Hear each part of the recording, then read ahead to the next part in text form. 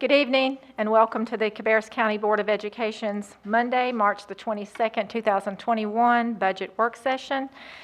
We'll say good evening to the viewing audience and thank you for joining us. The board has just reconvened an open session from closed session.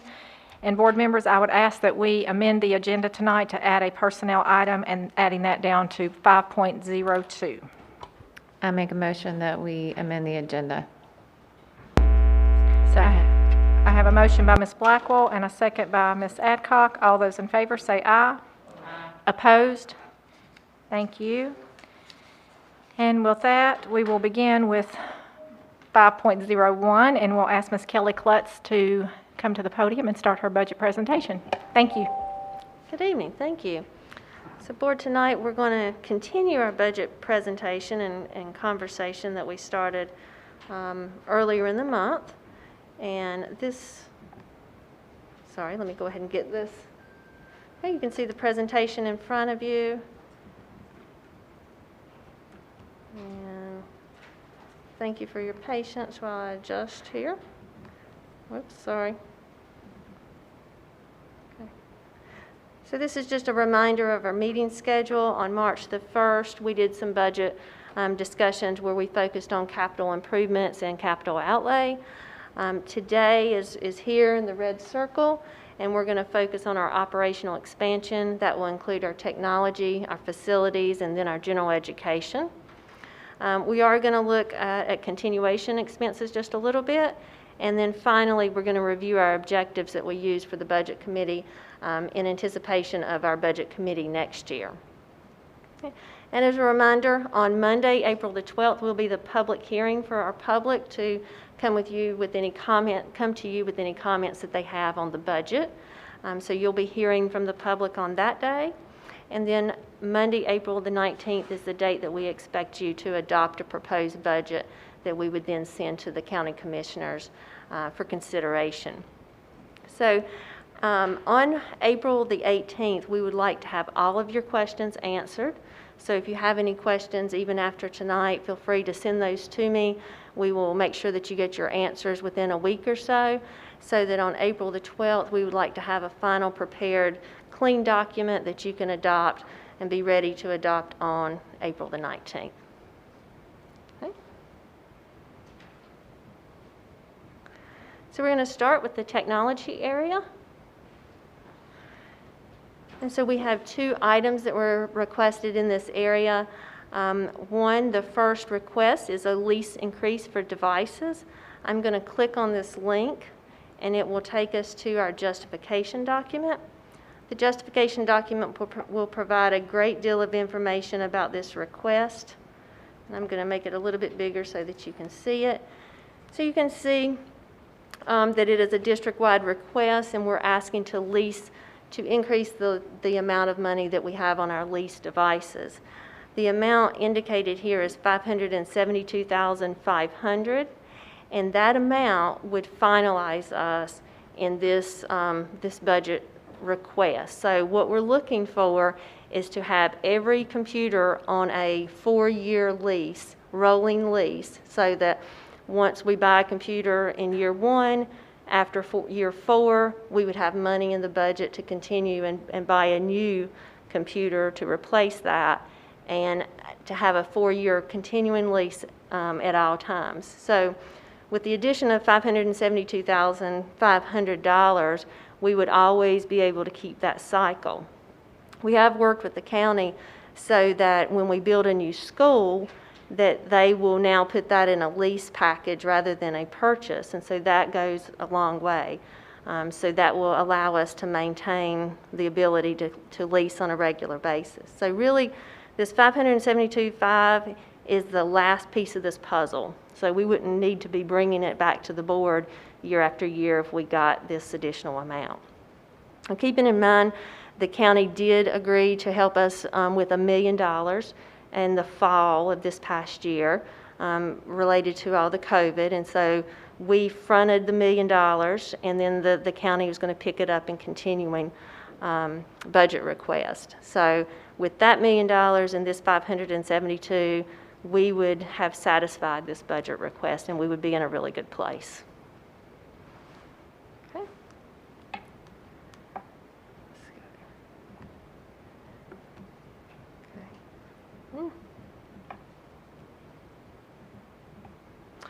The next list, the item on the list is 3 break fix technicians. And again, if we click on the link, we can see all the detail related to this budget request. Oops, sorry. You can if you don't spin it the wrong way. Okay, and you can see here that we're requesting 3 of these positions. This is good information, so it tells you how many years in a row that we have requested this and whether we got any funded or not. And it's just a good historical perspective. Here, if you go to the project description, it'll tell you about how many positions we need and the reason that we need them. If you just glance through there, you'll see that our ratios are significantly lower than what the recommended ratios are in the state and in other organizations that are similar to us.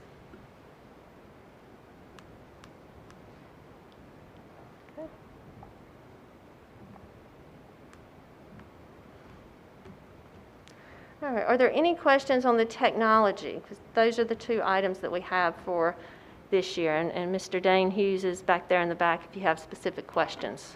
Board members, any questions? Anybody? Hearing none. Great, thank you. All right, we'll move on to our FMD operations, and so that's Facilities Maintenance Department. And so we have the top 2 requests here. One is your Facilities and Ground Sustainment Maintenance as the highest priority ranked by the Budget Committee. Again, if we go into this justification, you can read about the importance of this project. I'll give you just a little bit of history on this. Several years ago, we've been working with the county, Pam Dubois, the former finance director of the county, to determine the amount of money that we needed to kind of be whole. And so when I say whole, is if you do all of your preventative maintenance the way that you need to, and how much money do you need to be able to accomplish that every year. And we ran all the work order reports and dropped that all in a spreadsheet, and we determined that Chuck on a regular basis needs at least $1.3 million to do just normal maintenance, just the regular PMs, the filters and things that break. So we decided to budget that amount or do a budget request for that amount, and the county was going to try to help us a little bit at a time with that amount. And so that's where that amount came from. And then, so there's items down here that you can see what we would use the money for. And there's HVAC parts, roof repairs, door and window repairs, plumbing fixture repairs, all those types of things would be able to fit in this category. Any questions on that? Because I have Chuck standing in the background to answer any questions that you might have. Board members, any questions? No? Okay. And again, you can see the history of this request. We've requested that amount 2 years prior, and then a little bit lesser amount in the previous year. Okay. And the next request for FMD operations is a paint crew. We also had this request last year, so multiple years of this request. We have significant dollars on our greater than $25,000 to $500,000 list of painting where we would paint the school buildings. They don't get painted in a normal cycle like we would like to or like they need to. So Chuck has proposed for the last several years, you can see at least 3 years, that we hire 3 painting positions, a lead painter, and then 2 regular painting positions, and then provide enough money for the materials so that we could start knocking out several of those schools per year rather than having that huge significant cost by school. Any questions on that one? Board members, questions or comments? Hearing none. Okay, thank you. All right. There's 2 items below the line. So the budget, the budget committee this year focused on the top 50%, knowing that we only normally get funding for one or two items, and so we put a lot of our focus and emphasis on the items that rank the highest priority. And so there are two other requests at the bottom that we didn't rank as utility techs and carpenters. Certainly all of the items are needed. We were just trying to respect everybody's time, including the budget committee and the board. But if you have questions about those, we'll certainly be glad to address them. Yeah, so last year we asked for a stormwater technician. Did we get that funded? Last year, did we get the stormwater? Uh-huh. Chuck said yes, we did. Okay. I'm just having a hard time remembering, but Chuck's shaking his head. Okay. Other questions? Anybody else? Hearing none. All right, great. All right, so we're going to move into our operational expansion now. So the first item on the list is to increase our teacher supplements to 11%. So that takes a partnership with our county. The county has been great with us the last couple of years. We've been trying to get our supplement increase up. And so normally what happens is we ask the county to increase a half a percent, and then we will find a 0.5% so that we can make a significant move on our supplement. And that position has worked really well the last couple of years. We are currently at 10%. We hope to go to 11%, and this budget request is reflective of that. The next one is increased teacher allotment, and so that's, of course, $2.9 million, which is a significant number, but it was for quite a few positions. You can see here that it was for 37 positions. And this would give one extra teaching position to all of our traditional schools. Okay, and then here is the project description and the justification. And so this is to reduce our class size in 4th through 12th. So the state has done a wonderful thing by giving us teacher allotments and lowering the class size for K2, or K3, sorry. But that then forces our 4th through 12th grade classes to be significantly higher. So we are hoping and looking to lower the class size in 4 through 12. Okay.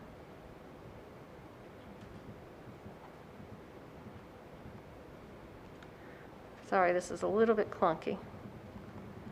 Okay. The next is our increase our ESL teacher allotment. So our English as second language learners, and we are asking in this request for 7.5 positions.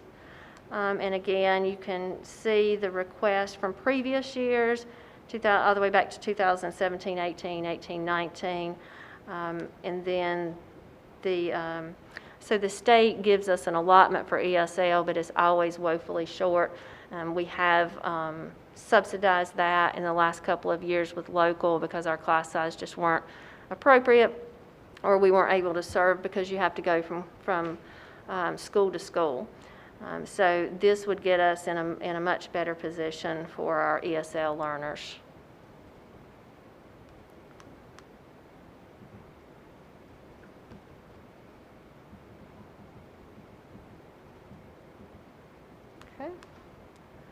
Next, we have our increased exceptional children's teachers. So this request is focused on reducing the number of half positions in our district. So it's difficult to have a half a teacher at one school and a half a teacher at another school. It just doesn't serve the students as well. And so the focus is to reduce that so that we don't have those half. And we would need 2 teaching positions to be able to do that in the district.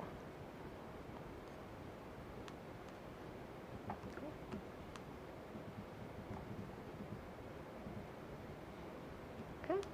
Next would be an increase in our SITS position, Specialized Instructional Support Personnel. And so you may be more familiar with guidance and social work and those types of positions. So this is what we're asking for when we call them SIS positions, and we're asking for 10 of those.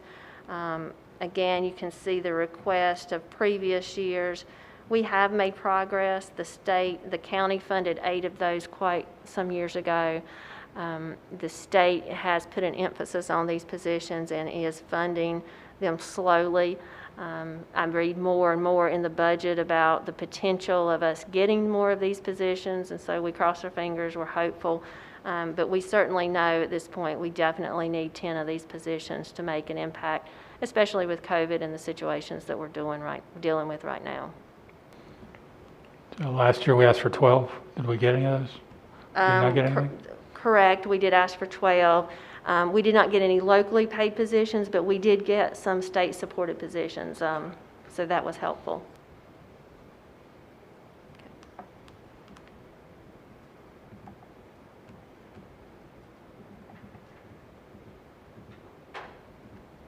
Okay. The next one is our MTSS, Certified Instructional Support, and this is the school level.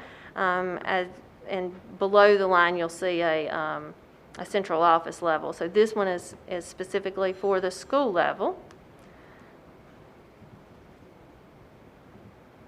And again, we've requested this for multiple years. This is for 21 positions, so this would be specifically for the elementary schools, to have MTSS positions in our elementary schools. Okay? And MTSS you deal with behavior, and you can see in the project description and the justification more about that.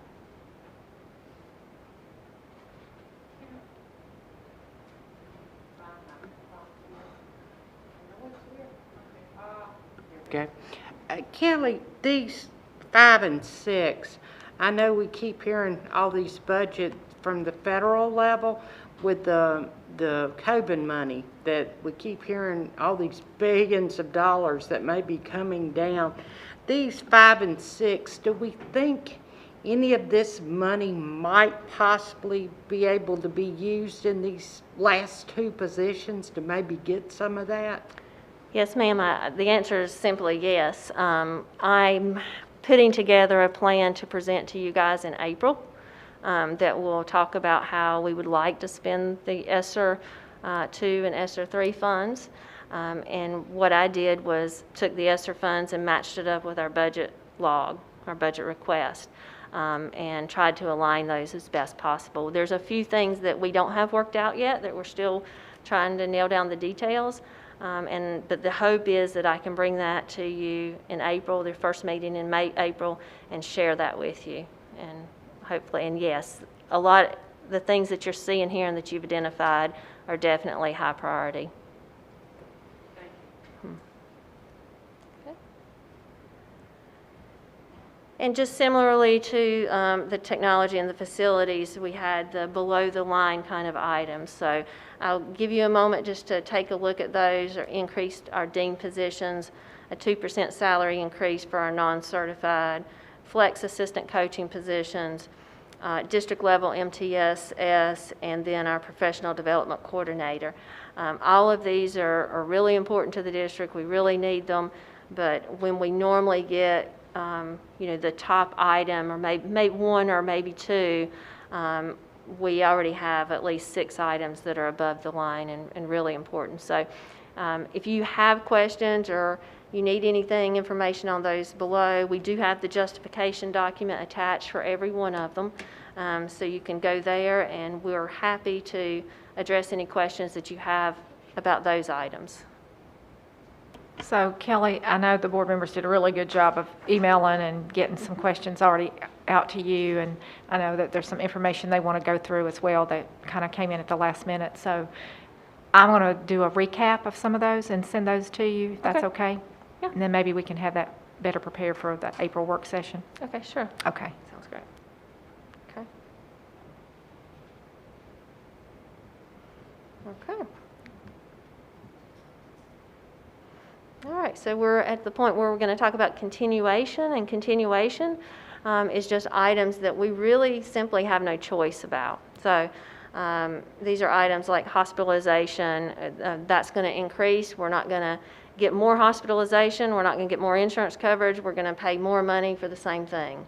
So they're just items that we don't have much choice about. So the first thing that we do is we try to project the pay increase At this point, there's been no conversation in the legislation about what a pay increase would be for our staff. So the amount that I calculated is simply a guess, but that's okay. That works fine with our county because I do my best guess, and then the county normally will adjust for if it's lower or higher, they will compensate and help us with that. So the county relationship in that area is super. So that's the first two items. The first one is for certified teachers, a salary increase, and then the second one is our non-certified. So that's what those calculations are. And over to the right, we're just breaking them down into funding pots, into categories like the county likes to see them. The third is the compression for our non-teaching staff. So several years ago, the board, we did a salary study. Our non-certified staff were not competitively paid. We were able to adjust some of those salaries, and we put this provision in, compression provision, so that every other year our non-certified staff would get a step increase in their salary so that we were more competitive. By doing that, we have remained competitive with our non-certified staff, and this is just the provision that allows us to continue that in the future. The next one is a provision to pay supplements for new teachers. So we'll get some new teachers from the state, even though our enrollment is lower or low than what it could be or normally would be. The state is going to give us the final round of those program enhancement teachers. And so we'll have those teachers coming in. There's 19 of those. The state pays for those teachers, but the local needs to pay for the salary supplement for that. And so this calculates the salary supplement for those new teachers.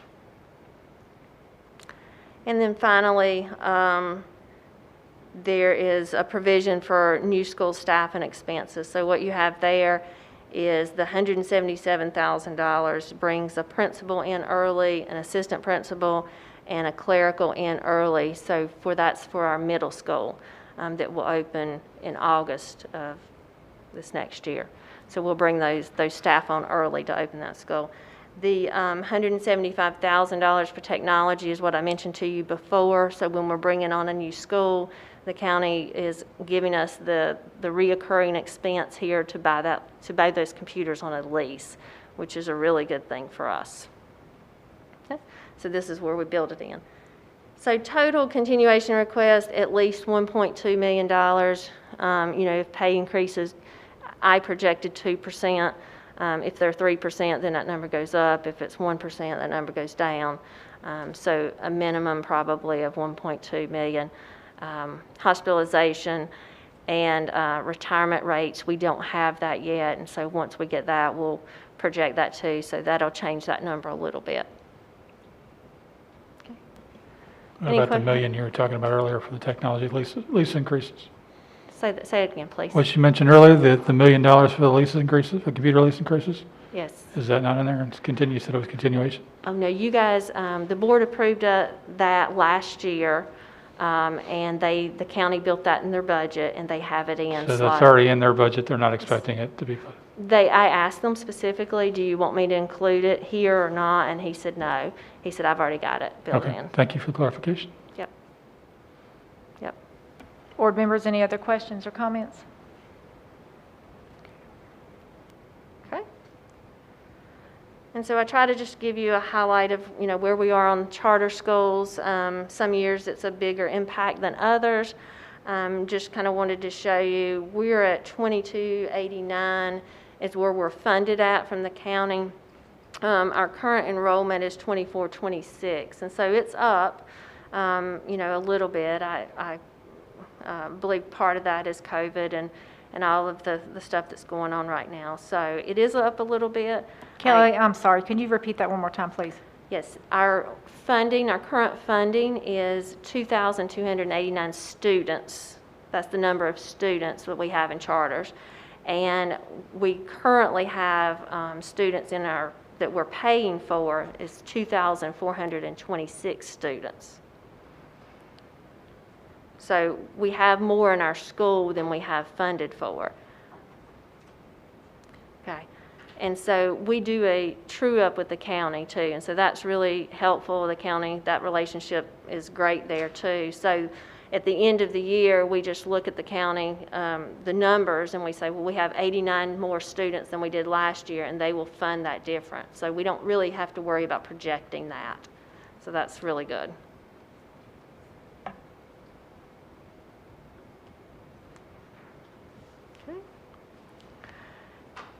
And through our budget process, we always like to do a survey at the end to see where there's areas that we can improve, or where, what people feedback and what people feel about the budget process. And so we've used these same questions year after year so that we can compare. We added one question at the very bottom. The question that we added was regarding, no, that's not the question. We added a question regarding remote or in person, and the feedback was overwhelming that they really liked a combination of both. So that's probably what we'll do next year. Be a couple of the sessions will be remote, and a couple of sessions will be live in the boardroom. So that was just the feedback that we got.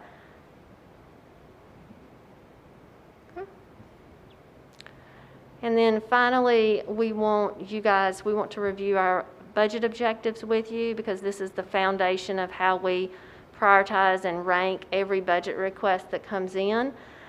This was set by previous boards, and it has been tweaked just a little bit over the years. Not very much, but just very slightly. And what we want to do today is start the discussion if you want to tweak or change any of these for any reason. So we had a long discussion in Budget Committee about this very thing. Did we want to change or tweak these? And after, I don't know, 30, 45 minutes of discussion, we ended up saying we wanted to leave most of them the same. There was one clarification that we were going to work on in the future. And so there's always equity is very tough to determine, and it's tough to work with. So positive impact on equity, we often wonder, is it equity, internal equity, or is it external equity? Or where is it? And so what we've decided to do is, as we submit a budget request, then we want that notated or evaluated. So when we're talking about teacher supplements, then the equity would be external, right? Because we want to compare teacher supplements to other districts in the state. Everybody in our district gets the same supplement, so it's not internal equity in this situation. But there could be, you could say with teacher allotments or some kind of internal allotments, that might be internal equity that you're looking at.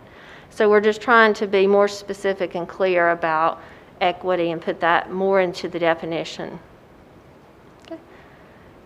I wanted you to take just a look at the budget objectives. Over to the right is the weight. So obviously positive impact on safety, security, health, and sanitation is the most important thing to us, with a weighting of 10. And then you go down, and then at the bottom, while it's important to us, it's not as important as safety of our students. So positive impact on community use and involvement is a 2. And so you can see all in between. So you don't have to tell me today, but if there are changes that you want to make to this, we would really like to make those changes in our next board meeting so that we can continue our work next year. Board members, any comments or questions? Kelly, did any recommendations come out of the Budget Committee? Just that one thing about equity, but Okay. and we had probably the longest and most in-depth discussion this year than we probably ever have. So I felt like we really dug in, and Ms. Carpenter was on the call. We ultimately didn't make any changes or any significant changes. I feel like we've got a good set of objectives. Okay, so I would like to hear from the Budget Committee liaisons, if y'all would like to make a comment. Ms. Carpenter, and Ms. Sanders, or you? Okay, either one. If you don't have anything, that's fine, but this is your opportunity.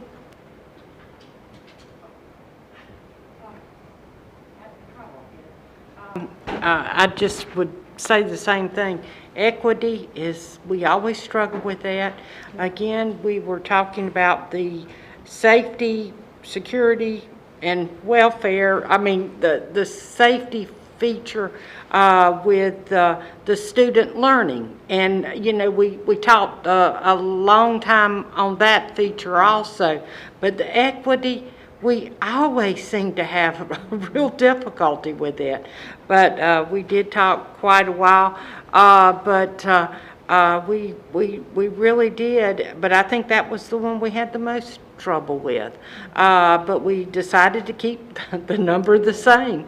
But it went very smoothly this year. This was the first time we had really did the virtual, and it seemed to go very, very smoothly. I was kind of concerned to start with. I didn't know how it was going to work, but it did. It went very smoothly, and we did have a lot of discussion. And we used the chat feature, which worked very well, and we used it, and we all had our time to discuss it, and it worked very well. I was very pleased. And we would put our numbers in, what we wanted, and it went very well. And we got out in time. Our time was used very appropriately, and I was just very, very pleased with it. And I think it will work very well. And we decided on what days we would do virtual and what days we would appear. And I think I was pleased with it. I'd like to hear what the other members thought of the process, but I've been doing it since day one. So it was, I was pleased how it went. Thank you. Ms. Sandage? I don't have a whole lot to say. I'm really new to the process, of course. I've only attended maybe 2 or 3 of the budget meetings. I really like the way that they rate different things that we need to take into account or that we're planning to do within the district as it relates to spending money. The other thing I like is the relationships that they have seemed to build amongst that group. I'm still new and I'm still learning the process, but it really helps to put into perspective when you're able to participate and see how it's determined where money will be spent and why. And then so also being able to see that you really just don't get all the money that you need to accommodate for, things that we may think on not in that meeting that are really, really important, and why aren't they being purchased, or why isn't this being done? It helps to put into perspective, well, we just don't have the money to do it, and there are things that are rated or weighted more importantly than that one thing. Thank you. Anybody else, any comments, questions for Kelly? Okay, hearing none. That was a great presentation, and like I said, several of the board members have submitted some questions and some information, and just to give you a little bit of heads up, I think Mr. Schultz may have answered this, but we talked about ADM, where the number is now, what the effect of that would be, and you don't have to answer this tonight, but just to give you a heads up. Okay. The overall budget, less than last year, what the differences were. I think you got some of those today. And then the difference from this year and last year.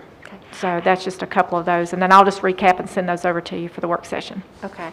Okay. I do have some of that information. Great. If you want me to go ahead. That would be great. So the difference between this year's request and last year, I have them both here side by side. So this year, we asked for 17, on average, when you add it all together, 17.4% increase. So that's what our request ends up being.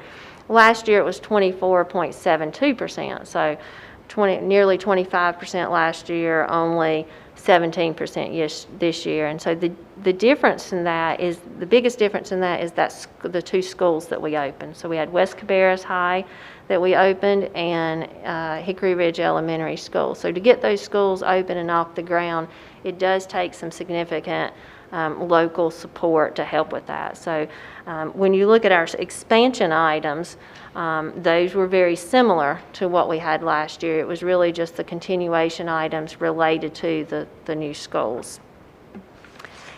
And I have the ADM number in this presentation here. here at the bottom of this page, our projected ADM is 34,323.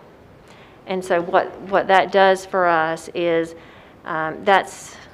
so this current year that we're operating in is significantly lower than what our projections were, all right?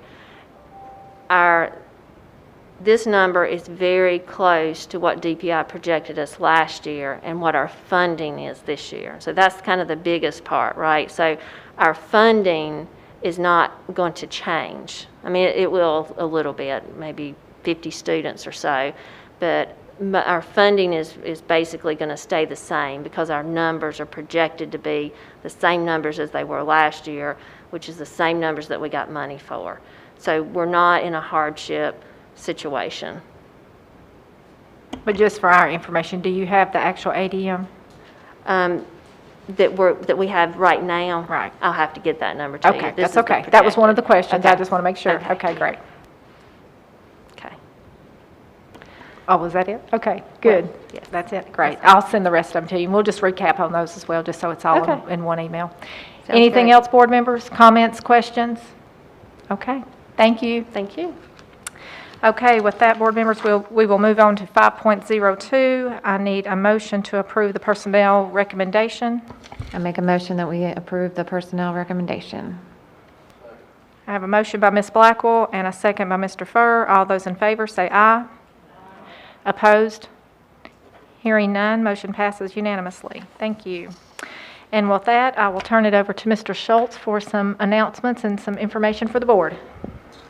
Absolutely, yeah, I'd be remiss if I didn't thank all of our elementary staff for the great week last week. I know we had a little bit of interruption at the threat of some tornadic activity last Thursday, but we had a successful first 3 days back with all of our 4th and 5th grade students in Plan A, and it was a remarkable time, and I think that, the word that comes to mind with that is just joy, and to see students that hadn't been in school all year, that didn't come back in the 2 days a week, that did come back in 4 days face-to-face. So I did see a lot of joy in the eyes and faces of teachers and students, and I'm sure parents as well. So just hats off to, and it really is, it's a team effort. It's the community, it's the parents prepping their students to come back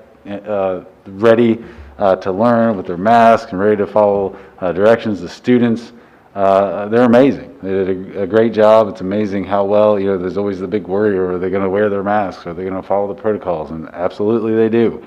And if they don't, then they very quickly, realign themselves and they are following protocols. So, and our staff, our school leaders, our district leaders, just very, very thankful for a really, really safe and effective week back next week for our 4th and 5th graders, which kind of leads me to the next reminder. On April 13th, all of our 612 students will have a Plan A option face-to-face.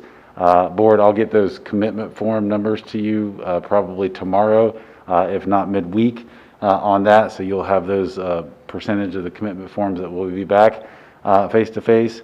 Currently, and this was run as of Friday, currently we have 72% of our elementary students that are back face-to-face 4 days a week, and 28% are attending remotely.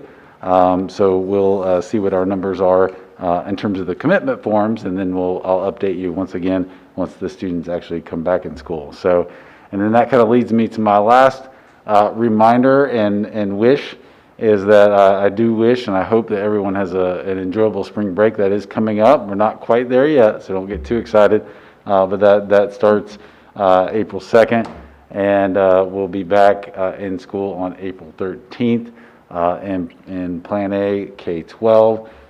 So while you're out there enjoying hopefully some warm weather and some sun and some outdoor activity, or catching up with a book, or whatever it is during that time, make sure that you're practicing the 3 W's, wait, wear, and wash, and so we can come back as safe as we were when we left prior to spring break.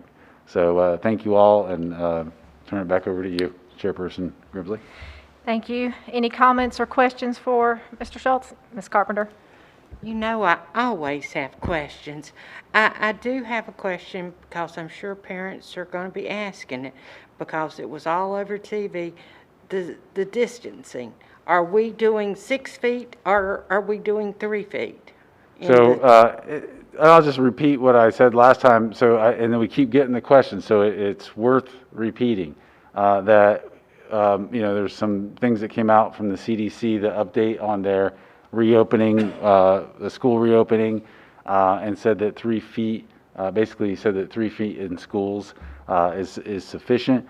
And that really matches what our North Carolina Department of Health and Human Services had already issued and then updated their guidance for school as well. So where we are in the schools is we are practicing 6 feet in all of the areas with the exception of the classrooms and the buses. So there we have the flexibility to be closer than that. And in those classrooms, we say we're maximizing the space that we have within those classrooms, right? So there have been a lot of studies that have come out and talked about that there's really no distinguishable difference between a 3 feet and 6 feet difference. There are multiple studies here as of recent that have come out on that and really looked at those numbers. So we're encouraged by that, and as such, we're following suit, and we'll have our students back in Plan A 4 days a week soon. So. And that's with mandatory mask wearing. That's absolutely, yeah. Mandatory mask wearing, washing hands, all of those things. And then all the teachers that want to have a vaccine have had the opportunity to get the vaccine? Yeah, again, that continues to be the question of the day every day for me. Has everybody that wants one been able to get access to one? I've still yet to hear a negative on that answer in the last 2 weeks. I know based on a Health Alliance update today in Cabarrus County, we are over close to 51,000 citizens that have had at least their first dose of the vaccination. And we keep pressing out internally in Cabarrus County Schools, keep pressing out all of the links to appointments. And again, our community's just been really good about sharing the opportunities for our staff on that. Board members, anything else? Ms. Sandage?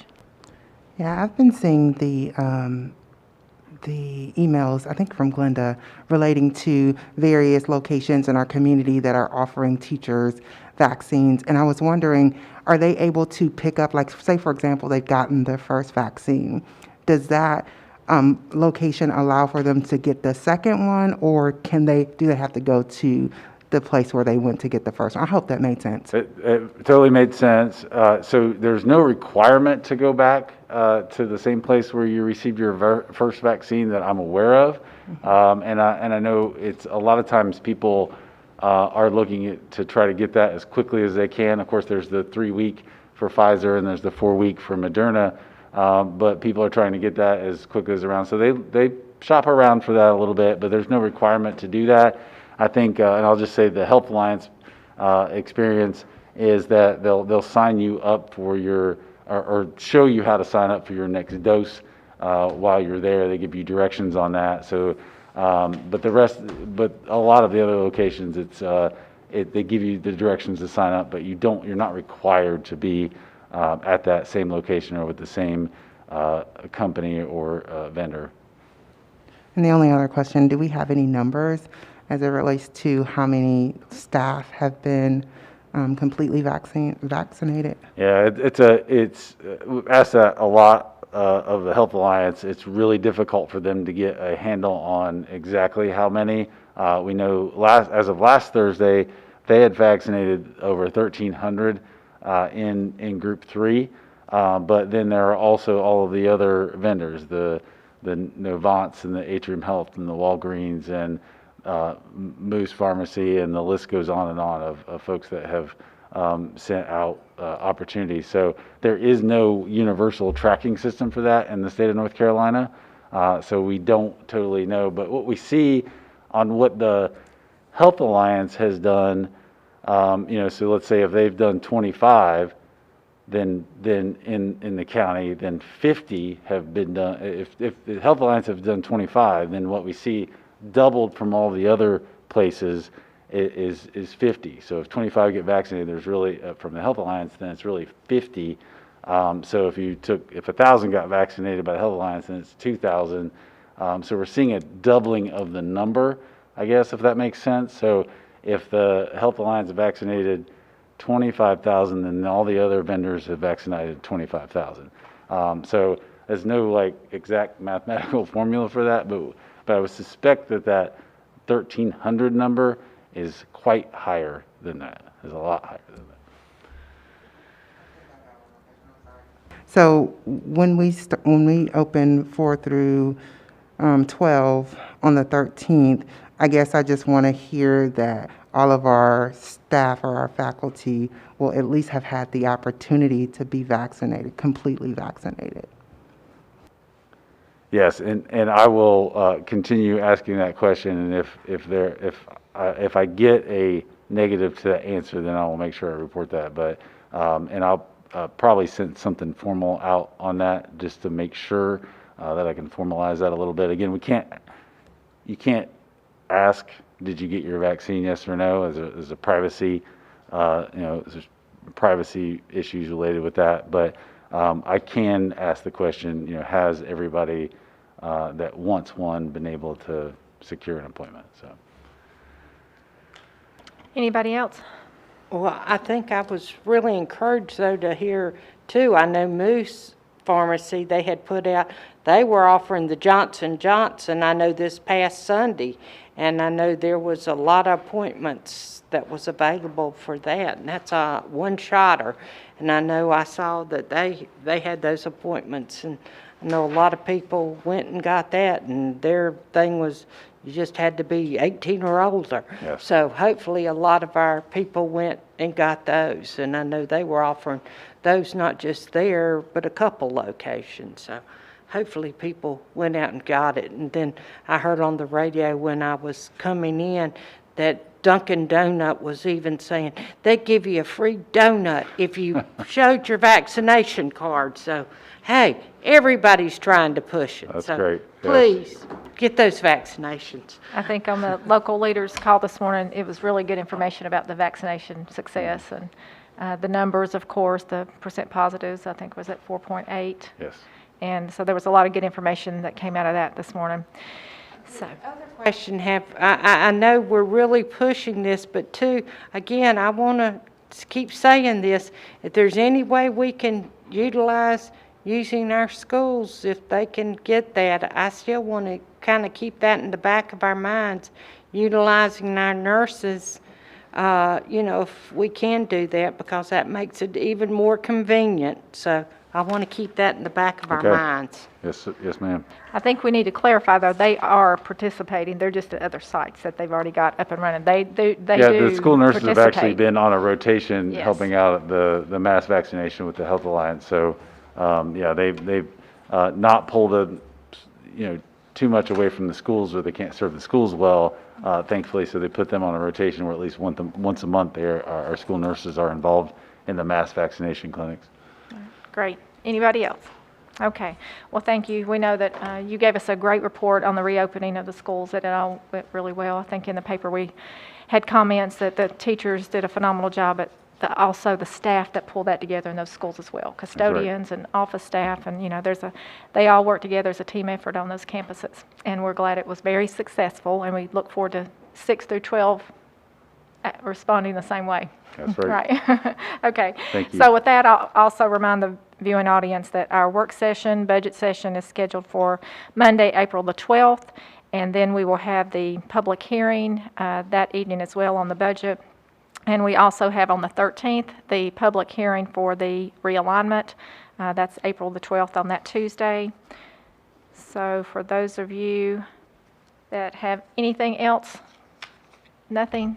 So we get our realignment recommendation on the Monday's work session. Right, And we correct. have our public hearing. On that Now we- Tuesday, the next night, Are we expected to vote the following? the next Monday. Monday, at the business meeting Okay. on the 19th. Exactly. Any other questions or comments about that? Okay, hearing none, I will ask for a motion to adjourn. So moved. Second. I have a motion by Ms. Blackwell, a second by Ms. Sandage. All those in favor say aye. Opposed? And with that, we will say goodnight to our viewing audience, and we will see you Monday, April the 12th, at our budget work session. Thank you and good night.